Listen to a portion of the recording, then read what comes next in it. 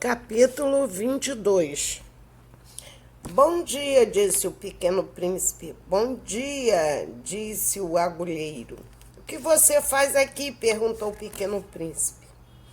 Eu separo os viajantes, os milhares, disse o agulheiro. Eu libero os trens que os transportam, ora para a direita, ora para a esquerda. E um trem expresso iluminado, rugido como um trovão, fez tremer a cabine da agulhagem. Eles estão bem apressados, disse o pequeno príncipe. O que eles procuram? Nem mesmo o homem da locomotiva sabe, disse o agulheiro. E ribombeou no sentido inverso. Um segundo trem expresso iluminado. Eles já estão voltando? Perguntou o pequeno príncipe. Não, são os mesmos, disse o agulheiro. É uma troca. Eles não estavam contentes lá onde eles estavam. Ninguém nunca está contente lá onde está, disse o agulheiro. E trovejou um terceiro trem expresso iluminado. Esses aí estão perseguindo os primeiros viajantes? Perguntou o pequeno príncipe. Eles não estão perseguindo nada, disse o agulheiro. Eles dormem lá dentro ou estão bocejando. Só as crianças amassam os narizes contra os vidros. Só as crianças sabem o que elas buscam, disse o pequeno príncipe. Elas perdem tempo com uma boneca de pano e ela se torna muito importante para elas. E se alguém lhes tirar a boneca, elas choram. Elas é que têm sorte, disse o agulheiro. Capítulo 23. Bom dia, disse o pequeno príncipe. Bom dia, disse o mercador. Era um mercador de pílulas aperfeiçoadas para matar a sede. Você toma uma pílula por semana e não tem mais necessidade de beber. Por que você vende isso? Perguntou o pequeno príncipe. É uma grande economia de tempo, disse o mercador. Os especialistas fizeram os cálculos. Pode-se economizar 53 minutos por semana. E o que se faz com esses 53 minutos? Faz-se o que quiser. Eu disse a si mesmo, o pequeno príncipe, se tivesse 53 minutos para gastar, caminharia bem devagar até uma fonte. Capítulo 24. Nós estávamos no 8º dia de minha pane no deserto e eu escutei a história do mercador enquanto bebia a última gota da minha provisão de água. Ah, disse eu ao pequeno príncipe, são bem bonitas suas memórias, mas eu ainda não consertei meu avião. Não tenho mais nada para beber. Eu também ficaria bastante contente se eu pudesse caminhar bem devagar até a fonte. Minha amiga raposa, disse-me ele. Meu pequeno rapaz, não se trata mais de raposa. Por quê? Porque vamos morrer de sede. Ele não compreendeu meu raciocínio e me respondeu. É bom ter um amigo, mesmo se vamos morrer. Eu, da minha parte, estou bem feliz de ter tido uma amiga raposa. Ele não percebe o perigo, disse a mim mesmo. Ele nunca tem fome nem sede. Um pouco de sol lhe basta. Mas ele me observava e respondeu ao meu pensamento. Eu também tenho sede. Vamos procurar um poço?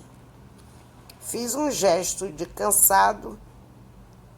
É absurdo procurar um poço ao acaso na imensidão do deserto. Entretanto, pusemo-nos a caminhar.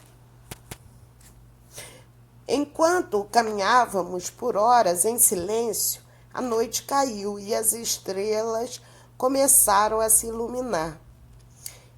Eu as percebia com um sonho, com um pouco de febre por causa da sede.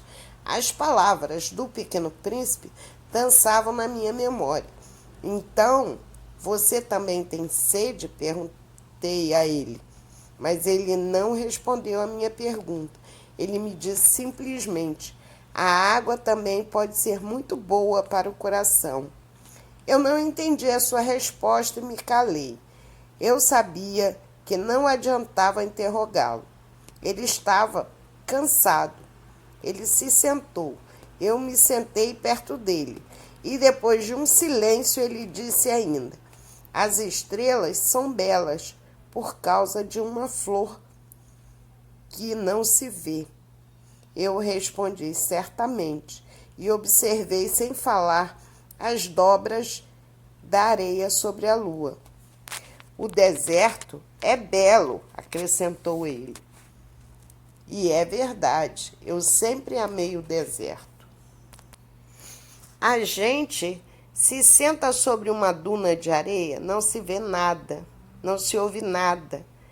E, no entanto, algo brilha em silêncio. O que torna o deserto belo, disse o Pequeno Príncipe, é o que ele esconde, um poço em algum lugar. Eu me surpreendi ao compreender, de repente, esse brilho misterioso da areia. Quando eu era um menino, eu morava numa casa antiga e as lendas contavam que havia um tesouro escondido ali. De certo, ninguém nunca conseguiu descobri-lo e nem mesmo nunca procurou, mas ele encantava toda aquela casa. Minha casa escondia um segredo no fundo de seu coração. Sim, disse o Pequeno Príncipe, quer se trate de uma casa, das estrelas ou do deserto, o que traz a sua beleza é invisível. Fico contente, disse ele, que você concorde com minha raposa. Como o Pequeno Príncipe dormiu, eu o tomei em meus braços e continuei a caminhada. Eu estava comovido. Parecia-me carregar um tesouro frágil. Parecia mesmo que não havia nada mais frágil sob a terra. Eu olhava a luz da lua, essa fronte pálida, esses olhos fechados, essas mechas de cabelo que tremia ao vento, e dizia a mim mesmo: o que eu estou fazendo? É apenas uma casca. O mais importante é invisível. Com seus lábios entreabertos, esboçavam um meio sorriso. Eu disse então a mim mesmo: o que me comove tanto nesse Pequeno Príncipe adormecido é a sua fidelidade a uma flor. É a imagem de uma rosa que brilha nele como a chama de uma candeia, mesmo enquanto ele dorme. E eu percebi ainda mais frágil. As candeias precisam realmente ser protegidas. Um sopro de vento pode apagá-las. E caminhando assim, eu encontrei o poço ao raiar do dia. Capítulo 25. Os homens, disse o Pequeno Príncipe, eles se enfurnam nos trens expressos, mas eles não sabem o que procuram. Então eles se agitam e ficam dando voltas. E acrescentou: não vale a pena. O poço que encontramos não se parecia com os poços saarianos. Os poços saarianos são buracos simples na areia. Esse se parecia com um poço de um vilarejo, mas não havia nenhum vilarejo ali. E eu achava que estava sonhando. É estranho, disse ao pequeno príncipe. Tudo está pronto. A polia, o balde e a corda. Ele riu, tocou a corda, fez girar a polia. E a polia gemeu como geme um catavento, quando o vento já dormiu há muito tempo. Está ouvindo? Disse o pequeno príncipe. Nós acordamos esse poço e ele está cantando. Eu não queria que ele se esforçasse. Deixa que eu faço, disse a ele. É muito pesado para você. Lentamente, eu içei o balde até a margem e o depositei firme no chão. Em meus ouvidos persistia o canto da polia e, na água que ainda tremia, eu via tremer o sol. Tenho sede dessa água, disse o pequeno príncipe. Dei-me de beber.